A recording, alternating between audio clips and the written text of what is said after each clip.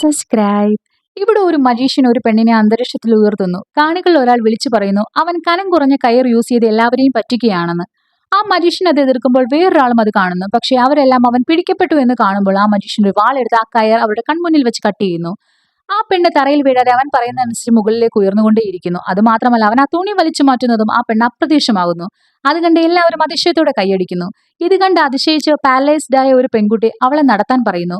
ആ മജീഷ്യൻ അവളെ ഹാൻഡിൽ ചെയ്യാൻ ശ്രമിക്കുമ്പോൾ അവളുടെ പാരന്റ്സ് അവരുടെ സേവിങ്സ് എല്ലാം കൊടുത്ത് അവളെ നടത്താൻ പറയുന്നു.